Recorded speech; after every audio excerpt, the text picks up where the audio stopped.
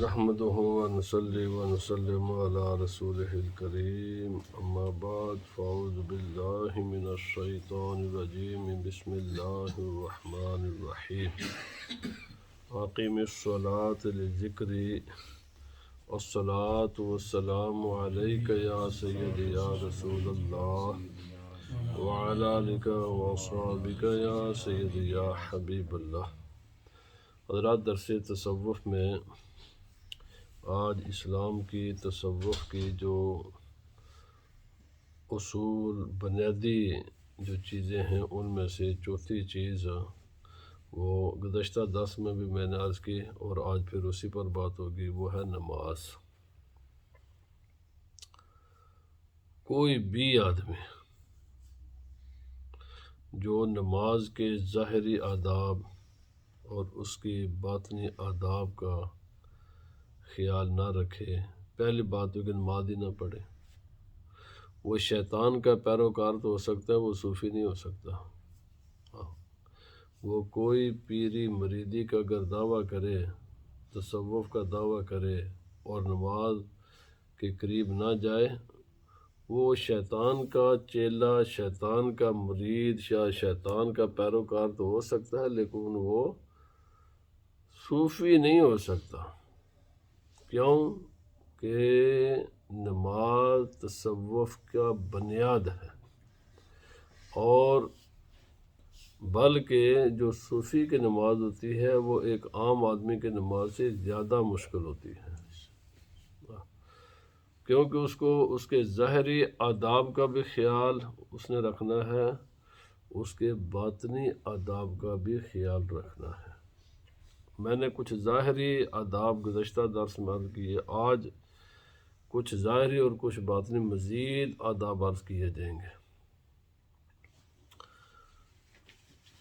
اس کے ظاہری آداب میں اور یہ مسلمان کے لیے، ایک صوفی کے لیے ان تمام چیزوں کو ذہن میں رکھنا بڑا ضروری ہے کہ نماز کے لیے سب سے پہلے کیا چیز ہے، ان کو ہوشیار رہے، ہر وقت اس کو اس بات کا خیال رکھنا چاہیے کہ نماز کا وقت ہوا ہے یا نہیں ہوا، یعنی وہ اس کی ساری سرگرمیاں، اس کا سارے کام، بازار جانا ہے، سودا صرف لانا ہے، کاروبار کرنا ہے، کوئی میں نے جا پر جانا، اس کا سارا جو کچھ بھی صبح و شام دن رات کا پروگرام ہوتا ہے وہ نماز کے گرد گھومنا چاہیے۔ یعنی کوئی بھی اپوائنٹمنٹ ہے تو جناب یہ ظہر کی نماز سے پہلے یہ کام کرنے ہیں، ظہر کی نماز کے بعد میں نے یہ کام کرنے ہیں، عصر سے پہلے یہ کرنے ہیں، عصر کے بعد، یعنی اس کا سارا ٹائم ٹیبل زندگی کا ہمیشہ ہی اس کو لنک کر دینا چاہیے نماز کے ٹائم ٹیبل کے ساتھ۔ اس کی پوری 24 آور نماز کے ساتھ لنک کرے، اور یہ میں نے فلاں وقت میں اللہ رب العزت کے بارگاہ میں حاضری دینا ہے، اور جو دنیا کے کام ہے وہ اس سے پہلے یہ بات میں نے کرنا ہے۔ دوسری بات ہے کہ یہ سوچے کہ جب نماز کا وقت ہوا چاہتا ہے تو طہارت کر کے، وضو کی ضرورت ہے وضو کر کے، اور اگر غسل کی ضرورت ہے غسل کر کے، نماز کا وقت شروع ہونے سے پہلے ہی وہ ریڈی رہے، اور یہ ذرا غور و فکر کرے، وضو کرتے وقت، غسل کرتے وقت، نماز کے لیے تیاری کرتے وقت اس بات پر غور و فکر کرے کہ میں نے اللہ رب العزت کے بارگاہ میں حاضری دینی ہے، مسجد میں جانا ہے، مسجد کے کچھ آداب ہیں، اللہ رب العزت نے وہ سکھائے ہیں کہ بغیر وضو کے تو میری بارگاہ میں حاضر نہیں ہو سکتا، تیرا جسم بھی پاک ہونا چاہیے، تیرا کپڑا بھی پاک ہونا چاہیے، جہاں تو کھڑا ہو وہاں وہ جگہ بھی پاک ہونی چاہیے، اگر تو حالت جنابت میں ہے تو مسجد میں داخلے کی تجھے اجازت ہی نہیں ہے، حالانکہ جنابت کا ایک ایسا مسئلہ ہے کہ انسان کے بعض اوقات اختیار میں نہیں ہوتا۔ اب انسان غور کرے، اچھا یہ ساری چیزیں وہ ہیں جن پر مخلوق کی نظر بھی پڑتی ہے، یعنی کپڑوں پر میری بھی نظر پڑتی ہے، خدا کی علم میں بھی ہیں اور مخلوق کے بھی ہیں، یہ ساری چیزیں۔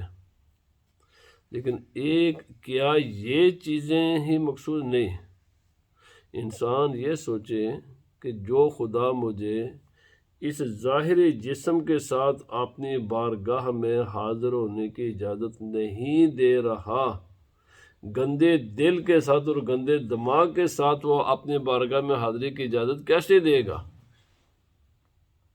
اگر یہ دل بھرا ہوا ہے حسد سے، یہ دل بھرا ہوا ہے کینے سے، یہ دل بھرا ہوا ہے نبی کی گستاخی سے، کفر و شرک سے، یہ ہزاروں بیماریوں سے اور غلاظتوں سے، یہ دل گناہوں کی لذت سے یہ دل اگر بھرا ہوا ہے، تو بھائی جس خدا نے تجھے ظاہری گندے جسم کے ساتھ اپنی بارگاہ میں حاضری کی اجازت نہیں دی، وہ خدا تیرے گندے دل کے ساتھ بھی اپنے بارگاہ میں حاضری کی اجازت نہیں دیتا، کیونکہ وہ تیرے دل کو زیادہ دیکھتا ہے تیرے ظاہر سے۔ تو پہلے اپنے دل کی گندگی کو دور کر، حسد نکال اس دل سے، طمع لالچ نکال اس دل سے، عداوتوں کو نکال، نفرتوں کو نکال اس دل سے، کینہ بغض نکال اس دل سے، مخلوق پر بھروسہ کرنا نکال، یہ ساری گندگیاں ہیں، نکال اپنے دل کو صاف کر۔ یہ اس دل میں صرف خدا تعالیٰ کو، اس اللہ رب العزت کی یہ جگہ، اس کے لیے اس دل کو خالی کر، اس کی یاد کے لیے تیاری کر۔ ظاہری وضو کے ساتھ ساتھ اپنے دل و دماغ کی طہارت پر بھی نظر رکھ، اس کو بھی صاف کر، اس لیے کہ اگر تو نے ظاہر کو صاف ستھرا کر بھی لیا، تیرا دل گندا رہا، تو ابھی تو اللہ رب العزت کی بارگاہ میں حاضر ہونے کے قابل نہیں بنا۔ اس نے صرف ظاہراً تجھے اپنی بارگاہ میں آنے کی اجازت دی ہے، لیکن خدا تعالیٰ کی بارگاہ میں تجھے ابھی اجازت نہیں ہے، کیونکہ تیرا دل گندا ہے۔ جو آدمی نماز بھی پڑھے اور قلبی بیماریوں کا بھی شکار ہو، شیطان کی بھی پیروی کرے، وہ تمام جو روحانی بیماریاں ہیں، جو گندگیاں ہیں، وہ بھی دل میں بٹھا رکھے، تو میرے بھائی یہ صوفی کی نماز نہیں ہوتی۔ صوفی کی نماز، صوفی وہی ہوتا ہے کہ جو اپنے ظاہر کو بھی صاف ستھرا پاکیزہ رکھتا ہے اور اپنے باطن کو بھی پاک رکھتا ہے، اور پھر اس کے ساتھ اخلاق کی گندگیاں ہیں، اخلاقی گندگیوں سے بھی زبان کی گندگی ہے، سب گندگیوں سے اپنے آپ کو پاکیزہ بنانا۔ اس کے بعد ہے اذان۔ تو جب اذان تو سنے تو غور کر، آج جس خدا نے مجھے بلایا ہے آج میری بارگاہ میں حاضری دینے کے لیے، کل وہی اللہ رب العزت میدان محشر میں مجھے بلائے گا حساب و کتاب دینے کے لیے۔ تصور کرے اس بات کا، بٹھائے ذہن میں، آج اگر میں اس کی بارگاہ میں حاضری نہیں دوں گا تو یہاں تو اس نے مجھے اختیار دیا ہوا ہے، مگر قیامت کے دن تو مجھے اس کی بارگاہ میں جواب دینا پڑے گا۔ اور رسول اللہ صلی اللہ علیہ وسلم نے فرمایا، جب تک 3 سوالوں کا جواب نہیں انسان دے گا، اللہ رب العزت کے بارگاہ سے ہل بھی نہیں سکے گا۔ آدمی پھر غور و فکر کرے، ان 3 سوالوں کا جواب دینے کے لیے میں ریڈی ہوں، میں تیار ہوں۔ جب اذان سنے، ایک یہ اللہ پاک فرمائے گا، میں نے تجھے زندگی دی، تو نے اپنی زندگی کو کن کاموں میں لگائے رکھا، یہ زندگی کس کام میں خرچ کر کے آیا ہے؟ وقت کا پہیہ رکتا نہیں ہے، زندگی گزر رہی ہے، ہم اس کو بےہودہ کاموں میں گزاریں پھر بھی گزرے گی، اللہ رب العزت کے فرما برداری میں گزاریں پھر بھی گزر جائے گی، کچھ بھی نہ کریں اس نے پھر بھی گزرنا ہے۔ وقت کسی کے اختیار میں نہیں ہے، اور یہ انسان اور جو وقت انسان کا گزر جاتا ہے وہ واپس نہیں آتا۔ یہ زندگی اللہ کی نعمت ہے، اور جیسے ہی انسان دنیا میں ابھی بعد میں آتا ہے، اللہ رب العزت کے احکام اس کے پیدا ہونے سے پہلے موجود ہوتے ہیں کہ بندے تو نے زندگی ایسے گزارنی ہے۔ آدمی غور و فکر کرے، جب میرا رب مجھے پوچھے گا کہ تو نے زندگی کیسے گزاری ہے، تو کیا ان پوری زندگی کا حساب و کتاب دینے کے لیے میں ریڈی ہوں؟ میں جواب دے سکتا ہوں؟ اگر تو جواب دے سکتے ہیں، آدمی سمجھے کہ میں دے سکتا، پھر خدا کا شکر کرے۔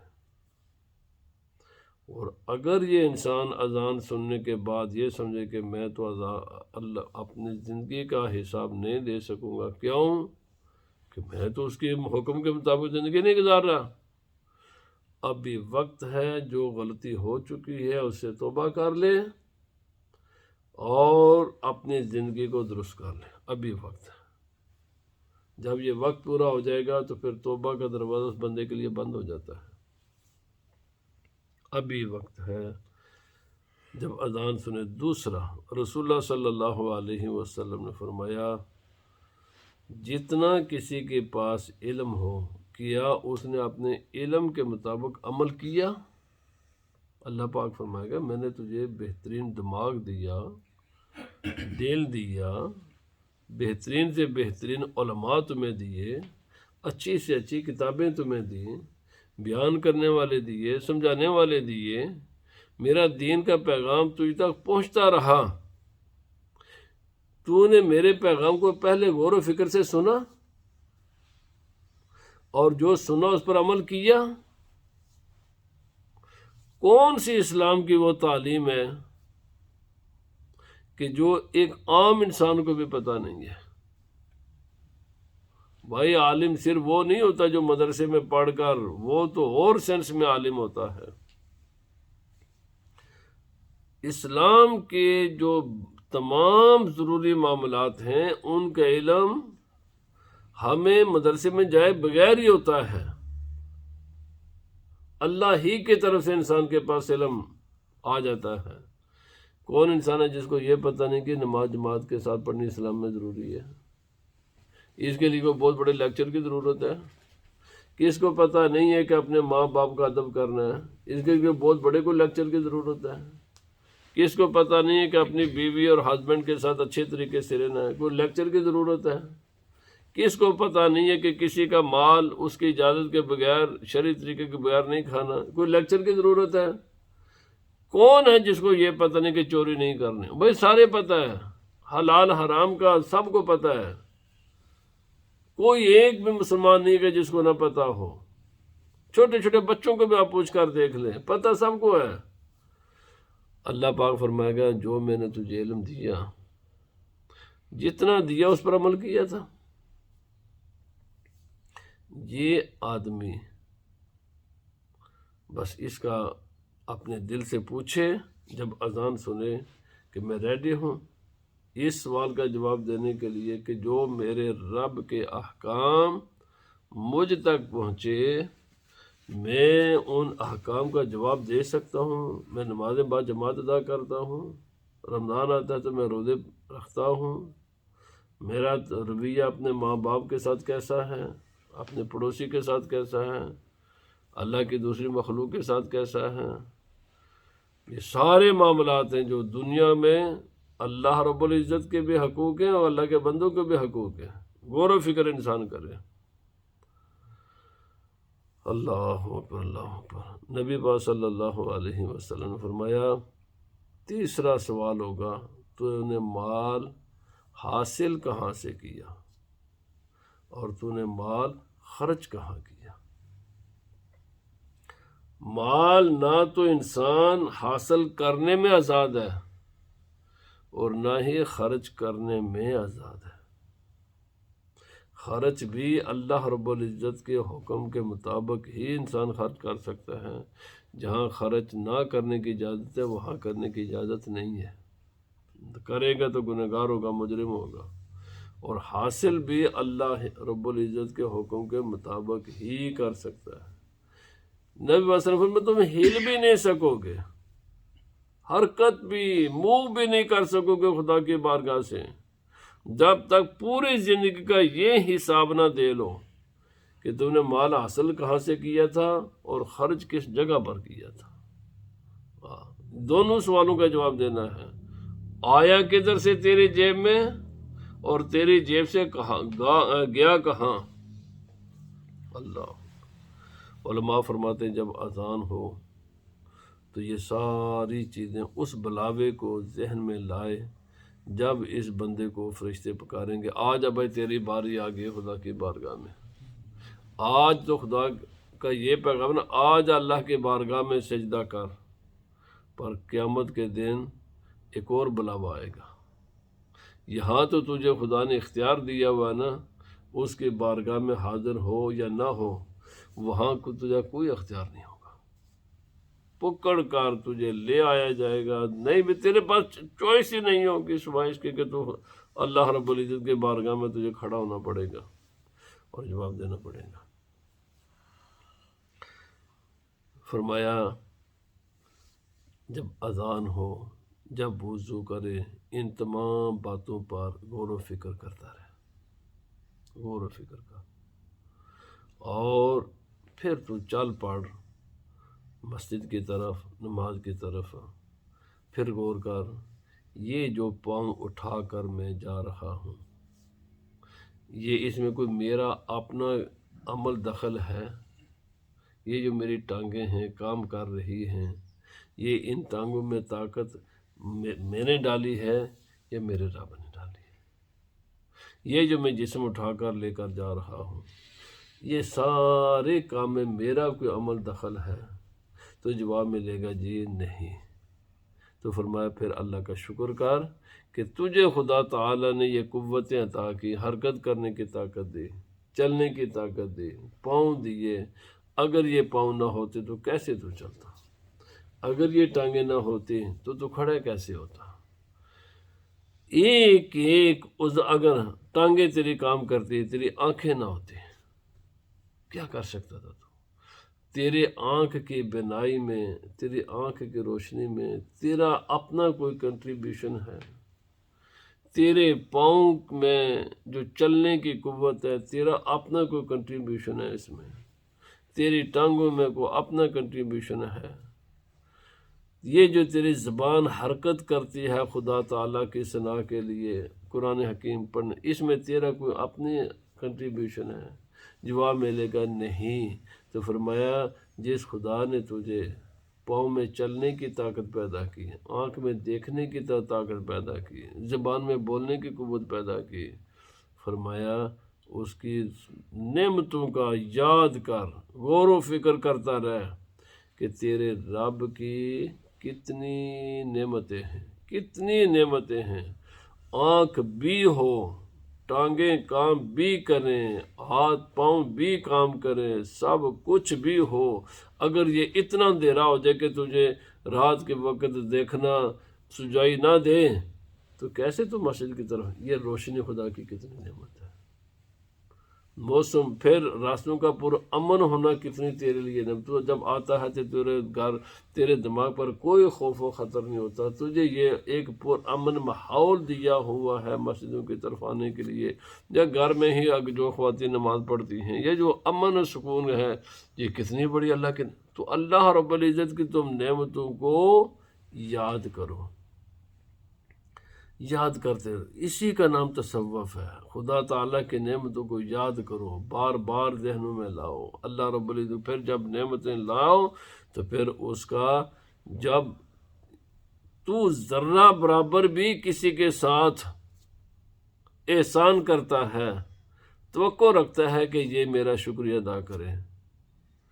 मामूली सी नेमत के बदले में तू अपने जैसे बंदों से शुक्र की तवक्को करता है, तो अल्लाह रब्बुल इज़्ज़त ने तुझे इतनी नेमतें दी हैं, इतनी नेमतें दी हैं, इतनी नेमतें दी हैं कि तू उनको सोचता जा, सोचता जा, सोचता जा।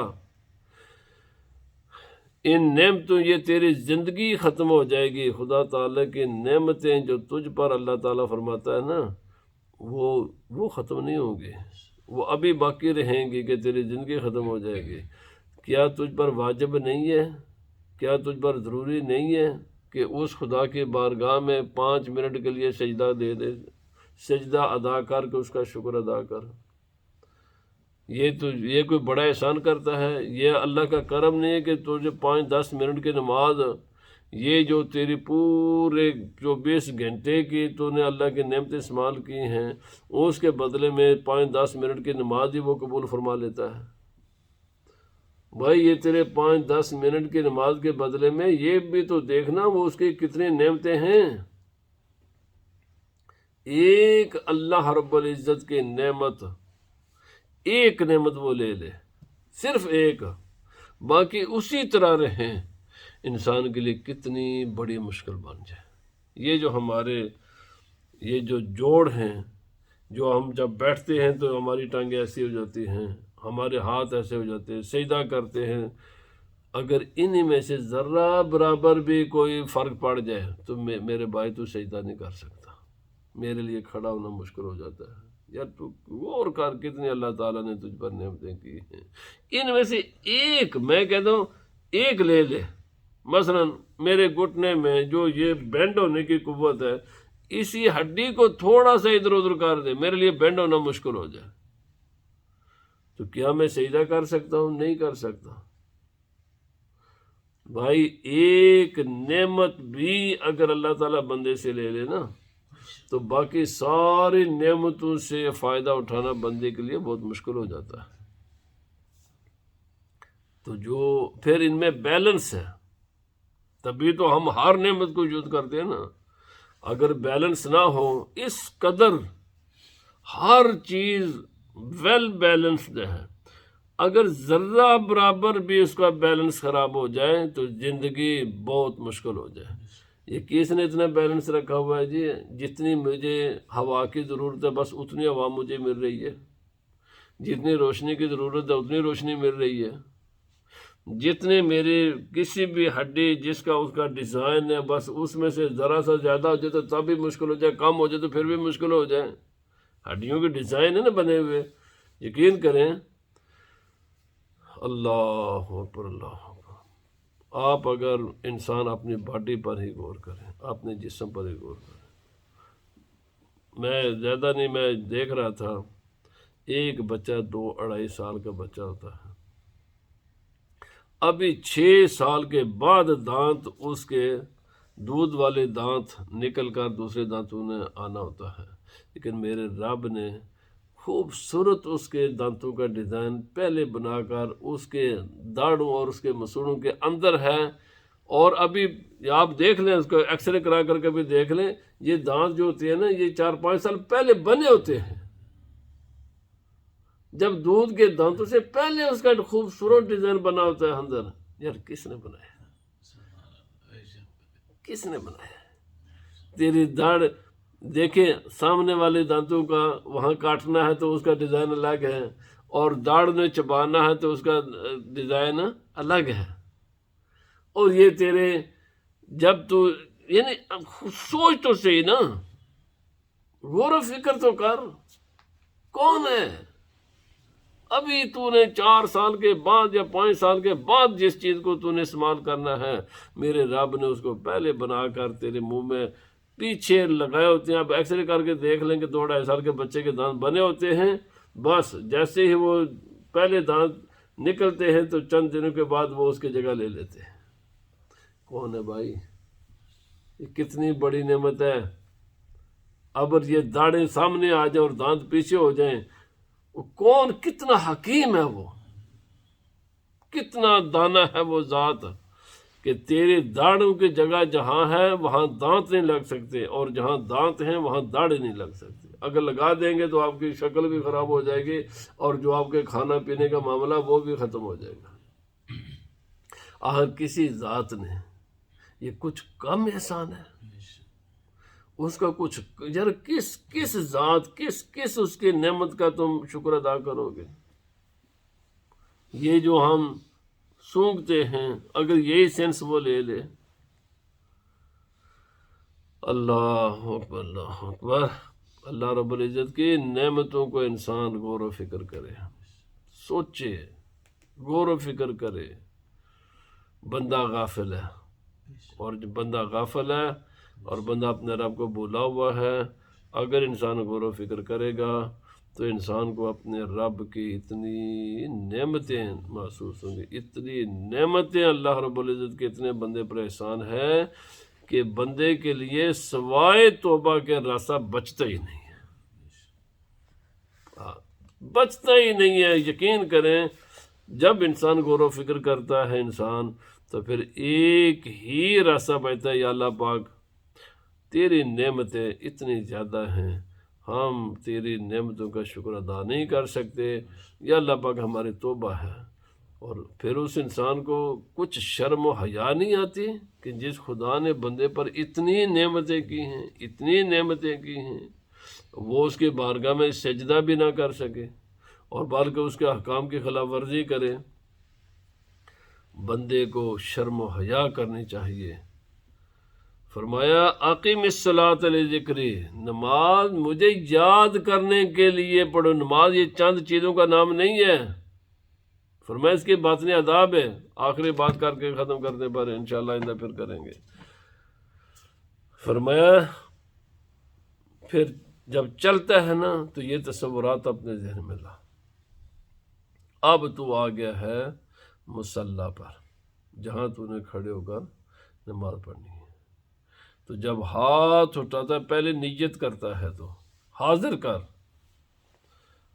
اپنے دل و دماغ میں حاضر کر، کیوں تو ادھر کھڑا ہوا ہے، کس کی بارگاہ میں کھڑا ہے، اس کی عظمت کو، اس کے جلال کو، اس کی کبریائی کو، اس کی ذات کو حاضر کر۔ کس کی ذات، کس کے سامنے تو دنیا میں کسی دفتر میں جاتا ہے، اپنے جیسے انسانوں کے سامنے شادی بیاہوں میں جاتے ہیں، کتنے اچھے اچھے کپڑے پہن کر جاتے ہیں، کتنا اپنا چہرہ سنوارتے ہیں، بالوں کو سیٹ کرتے ہیں، باقی چیزوں کو بناتے ہیں۔ غور کر تو کس کی بارگاہ میں ہے، کیا اس کے بارگاہ کا کوئی ادب نہیں ہے؟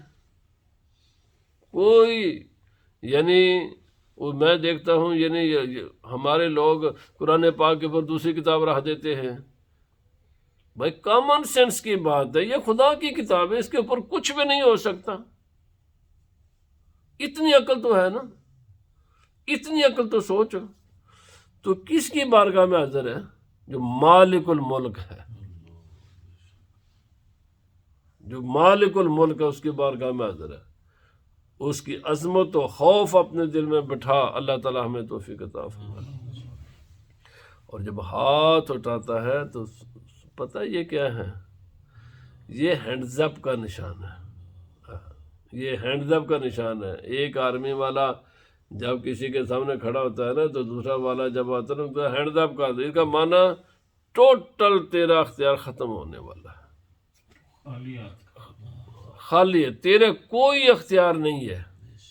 ہینڈز اپ ہو کر اپنے نفسانی خواہشات، اپنے میں اس کو ختم کر، پہلے میں کو ختم کر، ہینڈز اپ کر، سرنڈر کر۔ میں کچھ بھی نہیں ہوں، میں کچھ بھی نہیں ہوں، نہ میری مرضی ہے۔ افرأیت الذی من اتخذ الہہ ہواہ، اللہ پاک نے فرمایا کیا تو نے دیکھا نہیں ہے اس آدمی کو جس نے اپنی نفسانی خواہشات کو اپنا خدا بنایا ہوا ہے؟ فرمایا ثم جعلناک علی شریعۃ من الامر فاتبعها ولا تتبع اہواء الذین لا یعلمون۔ اللہ پاک نے فرمایا ہم نے تمہارے پاس شریعت بھیجی ہے، اے مسلمان تیرے لیے ایک شریعت، ایک قانون ہے، پیدا ہونے سے لے کر مرنے تک۔ ہم نے تیرے پاس شریعت بھیجی ہے، فاتبعھا، اس شریعت کو فالو کر، ولا تتبع اہواء الذین لا یعلمون، ان جاہلوں اور بے علم لوگوں کے خواہشات کی پیروی نہ کر، انہم لن یغنوا عنک من اللہ شیئا، یہ تیرے کسی بھی کام نہیں آئیں گے۔ ہاں ہم یہ جو کچھ بھی ہم کرتے ہیں، اللہ مجھے معاف فرمائے، سب کو معاف فرمائے، شادی بیاہ میں جو کچھ بھی ہم کرتے ہیں کس کے لیے کرتے ہیں؟ لوگوں کے لیے، اللہ کے قانون کی خلاف ورزی کرتے ہیں، دجیاں اڑاتے ہیں، سینہ تان کر اللہ اور اس کے رسول کی مخالفت کرتے ہیں مسلمان، غیروں کے لیے، بندوں کے لیے۔ فرمایا وَلَا تَتَّبِعْ أَهْوَاءَ الَّذِينَ لَا يَعْلَمُونَ، جن لوگوں کے پاس علم نہیں ہے نا، ان کے خواہشوں کی پیروی نہ کر۔ ہاں اگر کوئی کام ہے تو اس کے لیے ایک دلیل چاہیے، یاد رکھیں کوئی بھی عمل نہیں ہے کہ جس پر دلیل نہیں ہے۔ آدمی عمل کرے تو سوچے کہ اگر کسی نے مجھے اس عمل کی دلیل مانگ لی، دلیل ہے میرے پاس، اگر دلیل ہے تو کر، اگر دلیل نہیں ہے تو اس کا معنی تو بے علموں کا، جہل لوگوں کی، بے علم لوگوں کی پیروی کر رہے ہیں۔ انہم لن یغنوا عنک من اللہ شیئا، یہ تجھے بالکل جب خدا پوچھے گا نا تو یہ منہ پھیر کر بھاگ جائیں گے، یہ تیرے کام نہیں آئیں گے۔ جس نے میں کہتا ہوں یہ آخرت کی بات ہے،